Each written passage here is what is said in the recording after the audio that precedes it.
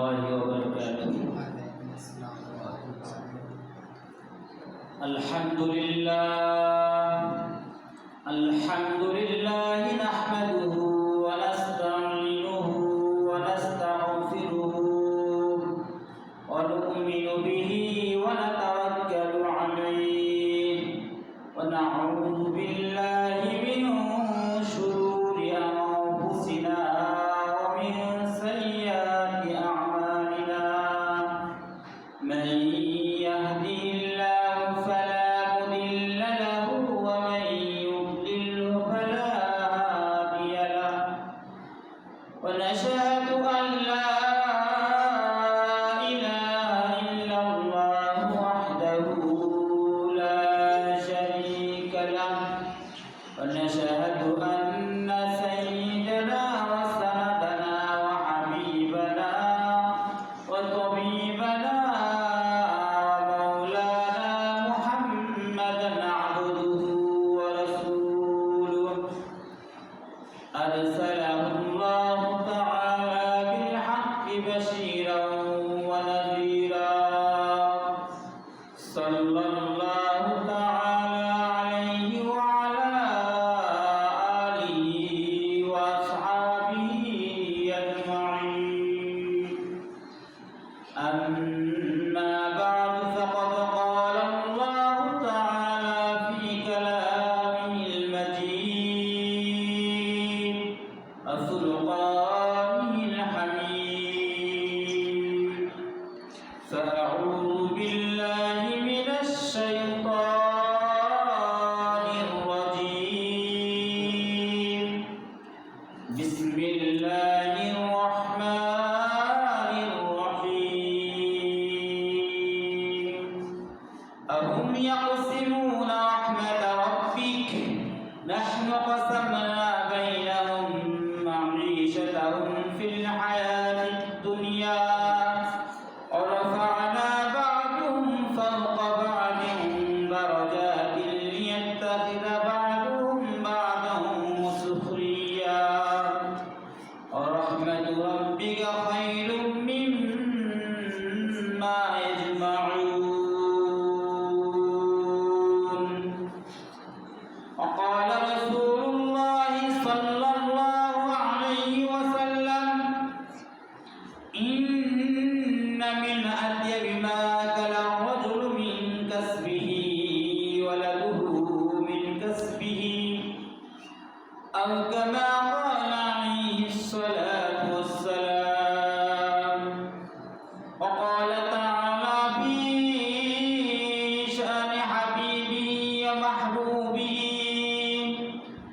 إن الله وملائكته يصلون على النبي يا أيها الذين آمنوا صلوا عليه وسلموا تسليما. اللهم صل على محمد وعلى آل محمد كما صليت على إبراهيم وعلى آل إبراهيم إنك حميد مجيد. اللهم بارك على محمد وعلى آل محمد كما باركت على إبراهيم وعلى آل إبراهيم إنك حميد مجيد. سبحانك لا علم لنا إلا ما علمتنا إنك أنت العليم الحكيم. মুহতারাম হাজিরিন মুসল্লিয়ান কিরাম, আজকে এমন এক দিনে এমন এক সময় আল্লাহ সুবহানাহু ওয়া তাআলা আমাদেরকে এই পবিত্র মসজিদে আসার জন্য তৌফিক দান করেছেন। এই জন্য আল্লাহ রাব্বুল ইজ্জতের শুকরিয়া জ্ঞাপন করছি আলহামদুলিল্লাহ। আলহামদুলিল্লাহ। আজকে আমাদের বিষয়বস্তু হলো আন্তর্জাতিক শ্রমিক দিবস। আন্তর্জাতিক শ্রমিক দিবস।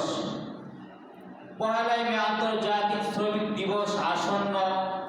আজ থেকে দীর্ঘকাল পূর্বে 1886 সালে 1 মে পর থেকে আজ পর্যন্ত গোটা বিশ্বব্যাপী এই দিবসটি যথাযথ গুরুত্বপূর্ণ সহকারে পালিত হয়ে আসছে।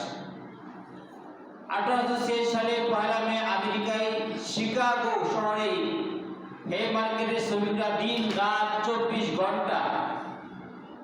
ঘন্টার মধ্যে 16 থেকে 18 ঘন্টা পরিবর্তে 8 ঘন্টা কাজের দাবি নিয়ে ধর্মঘট ডাক দিয়ে শুরু করে। এতে পুলিশের গুলিতে 6 জন শ্রমিক নিহত হয়। এই প্রতিবাদে 4 মে শ্রমিকরা পুনরায় সমাবেশের ডাক দেয়। এই সমাবেশে পুলিশের হামলায় চালালে শ্রমিকরা এবার রুখে দাঁড়ায়। এই সংকটে 4 জন শ্রমিক ও 7 জন পুলিশ নিহত হয়। এর জেল হিসেবে প্রশাসনের বিচারের মাধ্যমে 4 শ্রমিক নেতাকে ফাঁসিতে ঝুলানো হয়। 4 শ্রমিককে ফাঁসিতে ঝুলানো হয়। কিন্তু এতে আন্দোলন আরো বেগবান হয়। অবশ্যই সরকার মালিকপক্ষ শ্রমিকদের কাছে নথি স্বীকার করে তাদের দাবি দেওয়া মেনে নেয় এবং এক পর্যায়ে 24 ঘন্টা 8 ঘন্টা কাজ করার সিদ্ধান্ত গৃহীত হয়।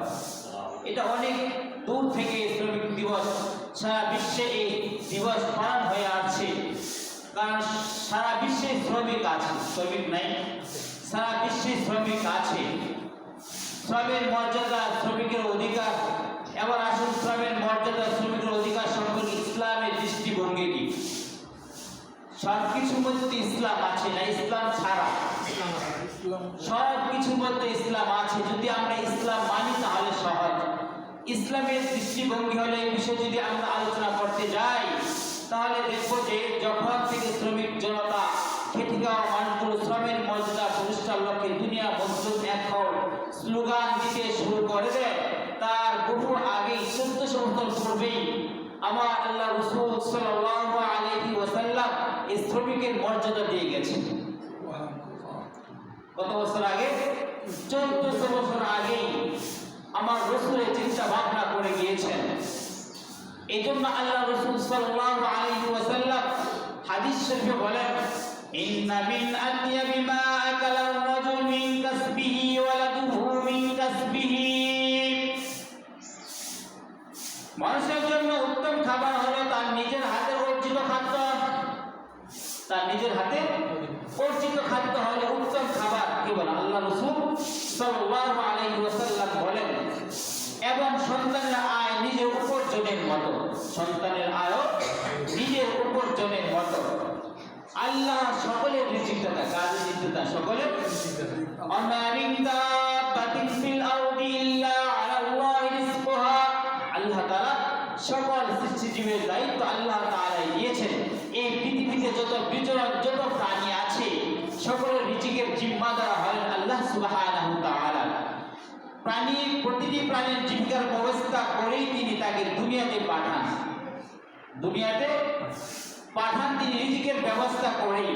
আর মানব জাতি হল দুনিয়ার সর্বশ্রেষ্ঠ জাতি, সর্বশ্রেষ্ঠ মানব হল মানুষ। তাই দুনিয়ার মানুষের জন্য তিনি রেখেছেন সর্বোত্তম রিজিকের ব্যবস্থা। তবে এই রিজিক আল্লাহ তাআলা কাউকে সরাসরি আসমান থেকে দেন, কাউকে পৌঁছে দেন, কাউকে পৌঁছে দেন না।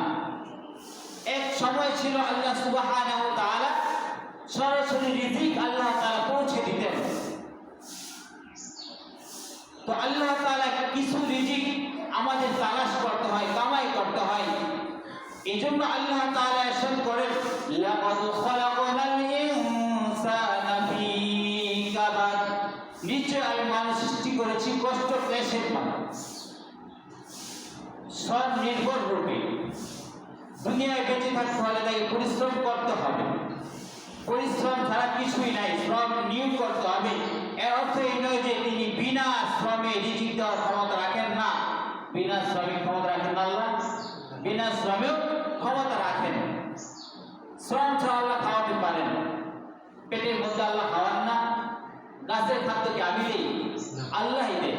এই মাটির মধ্যে তো ঘাস হয়, এক সময় মারা যায়, আবার সবুজ হয়। কিভাবে? আল্লাহ তাআলা রিজিকের ব্যবস্থা করে দেন।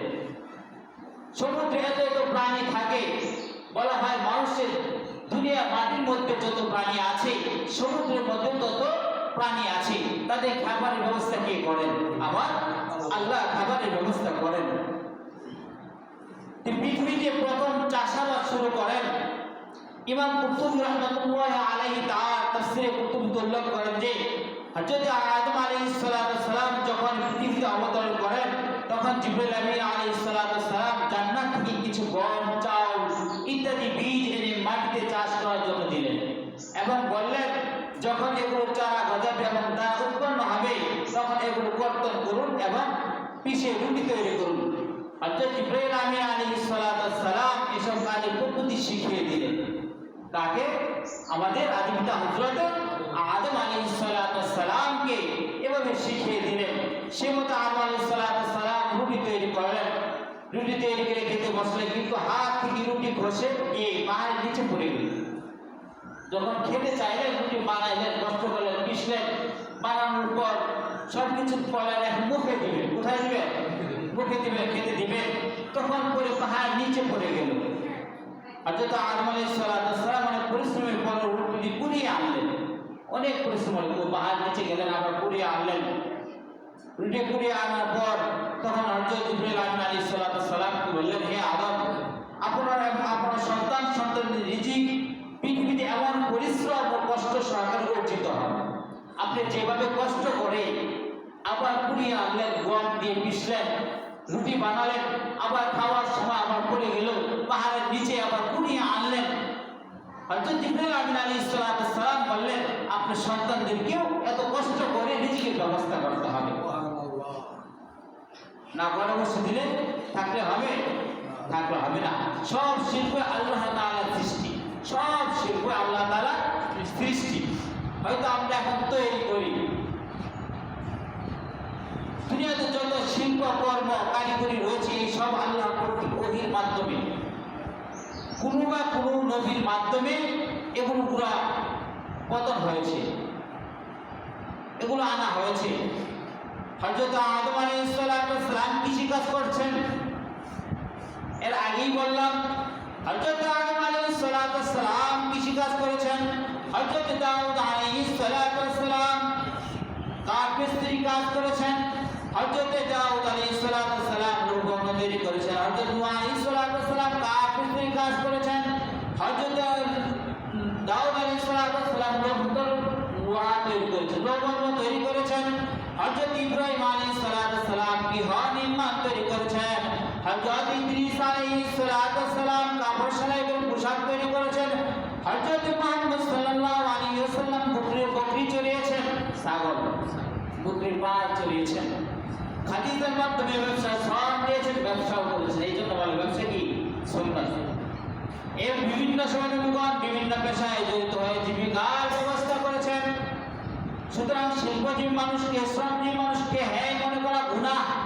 যারা কাজ করে খায়, শ্রম দেয়, কৃষিকাজ করে, যে কোনো কাজ হোক, কৃষিকাজ থেকে শুরু করে যে আমার বাবা কৃষক এই পরিচিতিতে আমাদের লজ্জা লাগে, আমার বড় ভাই কৃষক এই পরিচিতিতে আমার লজ্জা লাগে, আমার বড় ভাই গার্মেন্টসে কাজ করে, গার্মেন্টসে চাকরি করে এই পরিচয়টা আমার লজ্জা লাগে। আর এই পরিশ্রমের টাকা দিয়ে আমরা বড় হই।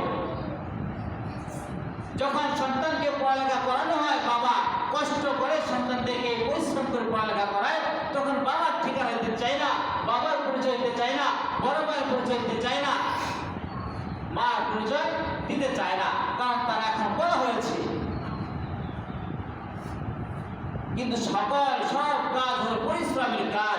পরিশ্রমকে কেউ ছোট মনে করা, এই শ্রমিকদেরকে ছোট মনে করা, এটা গুনাহের কাজ। কিসের কাজ? গুনাহের কাজ। যদি আজ আমাদের যে শ্রম, সবগুলো শ্রম শুধু আমাদের গ্রামের শ্রমিকরা আমরা শ্রম মনে করি, কারণ এরাই বেশি আন্দোলন করে, এরাই বেশি রাস্তায় আন্দোলন করে, এই জন্য আমরা মনে করি এরাই শ্রমিক আর সবাই আমরা মালিক। এমনটা আমাদের মনে হয়, হয় না? এমনটাই মনে হয়। আরে না, সবাই শ্রমিক। যারা সরকারি কর্মচারী, বড় থেকে প্রধানমন্ত্রী থেকে শুরু করে সবাই দেশের কর্মচারী, সবাই চাকরি করে, সবাই খেদমত করে, সবাই জনগণের খাদেম, সবাই শ্রমিক। আমি মসজিদের খাদেম, যারা কমিটি আছে তারা মনে করে না আমরা প্রধান, না আমরা কমিটিরা মসজিদের খাদেম, প্রত্যেকটা মানুষ এই মসজিদের খাদেম, সকল নেতা হল জনগণের খাদেম। তাদেরকে আমরা পাঠিয়েছি, সংসদে পাঠিয়েছি, তারা আমাদের জন্য কিছু করবে, এই জন্য তারা আমাদের প্রতিনিধি হয়ে তারা আমাদের সংসদে গিয়েছে। সংসদ যাওয়ার পর তারা আমাদের কাজ করবে, রাস্তাঘাট করবে, খাল খনন করবে। এই যে শ্রমিকদের কাজ, এই যে আমাদের দেশে বর্তমান বৃষ্টির কারণে আমাদের ফসলাদি নষ্ট হচ্ছে না, দেশে সকল ধান ডুবে যাচ্ছে। এখন আমাদের বৈশাখী সময়, বৈশাখের ধান উঠে, ইরি ধান যেটাকে বলা হয়, প্রত্যেকটা জেলায় জেলায় দেখা যায় ধানগুলো ডুবে যাচ্ছে, কৃষকগুলো হাহাকার কান্না করছে। এগুলো তাদের দেখা, তাদের কাছে যাওয়া, কৃষকদের কাছে যাওয়া, কারণ তারা আমাদের নেতা, তাদেরকে আমরা নেতা বানিয়েছি, তারাও জনগণ ছিল, তাদেরকে আমরা নেতা বানিয়েছি। আমরা সবাই হলাম শ্রমিক, আমরা সবাই হলাম শ্রমিক। এই জন্য আল্লাহ তাআলা বলেন, আরেক জায়গায় ইরশাদ হচ্ছে, আম ইয়াকসিমুনা রাহমাত রাব্বিক নাহনু কাসামনা বাইনাহুম মাঈশাতাহুম ফিল হায়াতিদ দুনিয়া ওয়া রাফা'না বা'দাহুম ফাওকা বা'দিন দারাজাতিন লিয়াত্তাখিযা বা'দুহুম বা'দান সুখরিয়া ওয়া রাহমাতু রাব্বি খায়রুম মিম্মা ইয়াজমাউন। তারা কি আপনার পালনকর্তার রহমত বন্টন করে? তারা কি আপনার পালনকর্তার রহমত বন্টন করে? এগুলো দেওয়া কি রহমত? আমাকে আল্লাহ তাআলা দরটা বানিয়েছে, আপনাকে দরটা বানিয়েছে, সম্পদ দিয়েছেন। আল্লাহ আপনাকে বড় শ্রম, বড় কাজ করার তৌফিক দিয়েছেন, বড় জায়গায় খেদমত করার তৌফিক দিয়েছেন। এটা আল্লাহ তাআলা রহমত। যদি যে টয়লেট পরিষ্কার করে, যে মেথর বলি আপনাকে, যে বুঝে আমার জুতা সিলিয়ে দেয়, যাকে আমরা নাপিত বলি, যে আমার মাথার চুল কাটে, তারা আমাদের মতোই লোক না, তারা ভিন্ন লোক, তারা আমাদের মতোই লোক। তারা যদি না থাকতো তাহলে এই বাথরুমের কাজ, এই মেথরের কাজ আমার করতে হতো, আমার আপনার এই কাজ করতে হতো। তারা না থাকলে জুতা সেলাই আমার করে করতে হতো। এটা কোনো গৃহীত কাজ না। আরে আমার আল্লাহ রাসূল সাল্লাল্লাহু আলাইহি ওয়াসাল্লাম নিজের জুতা নিজে সিলিয়ে পরেছেন, সুবহানাল্লাহ। নিজের জুতা নিজে সিলাই করে পড়তেন। এটা আমি কি সুন্নাহ মনে করি, কিন্তু আল্লাহ রাসূল সাল্লাল্লাহু আলাইহি ওয়াসাল্লাম নিজের জুতা নিজে সিলিয়েছেন, এটা সিলানো সুন্নাহ। কিন্তু আমি যদি এখন ওখানে বসে আমি সেলাই করি, আরে হুজুর, আরে কি, আরে হুজুর, একজন আরেকজন ইশারা করে, হুজুর এটা বলছে, হুজুরের সামনে যায় বলবে না, একজনকে আড়াল বলে হুজুর, হ্যাঁ করবে, হ্যাঁ মুসলমান করবে, এমনটা করবে। একজন তত্ত্ব সম্পদশালী ব্যক্তিও যদি মসজিদ জুতা ঠিক করে দেয়, এটা হলো সওয়াবের কাজ, নিজের কাজ, সওয়াবের কাজ। যদি মুসলমানা ধুয়ে দেয়, সওয়াবের কাজ। টয়লেট ধুয়ে দেয়, সওয়াবের কাজ। বারান্দা মুছে দিল, মসজিদ ঝাড়ু দিল, সওয়াবের কাজ। কিন্তু আরেক ভাই সেটা তার ভালো চাবে না, সেটা তাকে ইশারা দিবে, আরে এটা আপনি করতে হবে কেন, আপনি এখানে সভাপতি না, আপনি সেক্রেটারি না, এশিয়ার না, আপনি করতে হবে কেন, ইমাম সাহেবকে ডাকতেন, খাদেমকে, মুয়াজ্জিনকে ডাকতেন। এমন বাপ নিয়ে তারা চলে, তো তারা এখানে বাধা করবে। আসলে এই কাজটা সওয়াবের কাজ, সবার করা উচিত, সবার করে নেওয়া উচিত।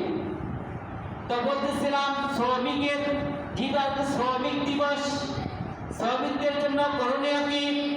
তো আল্লাহ তাআলা বলেন, আম ইয়াকসিমুনা রাহমাত রাব্বিক, তারা কি আপনার পালনকর্তার রহমত বন্টন করে? আমি তাদের মধ্যে তাদের জীবিকা বন্টন করেছি পার্থিব জীবনে, এবং এক এক মর্যাদাকে অপরের উপর উন্নতি করেছি এক একজনের উপর। আল্লাহ তাআলা বলেন, আমি এক একজনের উপর আরেকজনকে দিয়েছি। সে যদি এই কাজটা না করে তাহলে আপনি তার থেকে নেবেন কিভাবে? আমি যদি এখানে না আসি, তাকে বয়ান করতে পারবো? আপনাদের একজন করতে হবে, আমার থেকে আপনাদের নিতে হবে। আর আমি যদি একা এখানে বয়ান করি, তাহলে আমার কিছুই পাওয়া যাবে না। কি বলবো, কাকে বলবো, কোথা বলবো, কি কথা বলবো, কার জন্য বলবো? আপনাদের থেকে আমার কিছু নিতে হবে।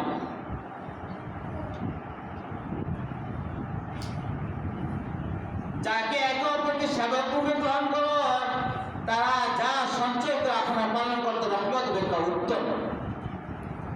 ইজ্জত সম্মানের মানদণ্ড হলো মানুষের তাকওয়া। ইজ্জত সম্মানের মানদণ্ড হলো মানুষের তাকওয়া। আর এর সাথে হচ্ছে ইন্না আক্রামাকুম ইনদাল্লাহি আতকাকুম। নিশ্চয় তোমাদের মধ্যে অধিক সম্মানী সেই ব্যক্তি যে তোমাদের মধ্যে অধিক ক্ষুধাবী, যার তাকওয়া বেশি, সেই ব্যক্তি সবচেয়ে বড় সম্মানিত। তো হালাল রিজিক তালাশ করে রাসূল সাল্লাল্লাহু আলাইহি ওয়াসাল্লাম বলেন, কাসবুল হালাল ফরিদাতুন বাদাল ফরিদা। হালাল রিজিক উপার্জন করা অন্য ফরজের পর একটি ফরজ কাজ হলো হালাল রিজিক উপার্জন করা। উপার্জন করা হলো আরেকটি ফরজ কাজ, হালাল রিজিক উপার্জন করা, সেটা শ্রমের মাধ্যমে।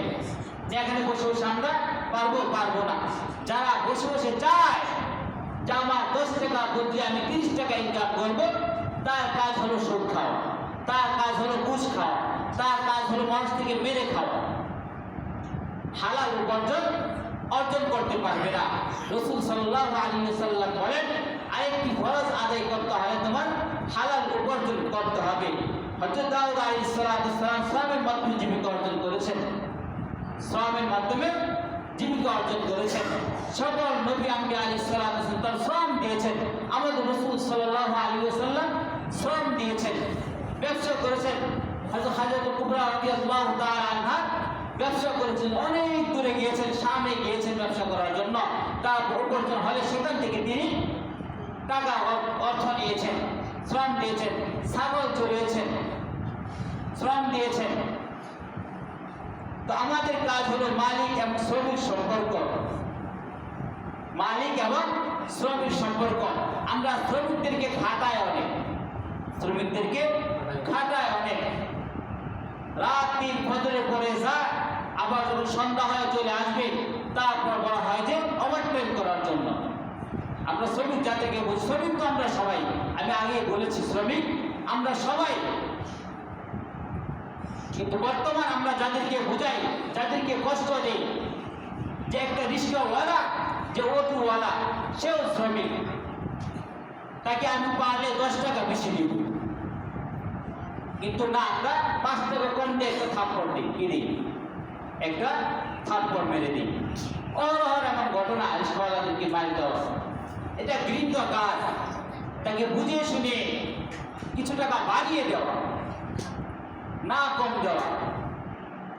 রিক্সাওয়ালা একজন শ্রমিক।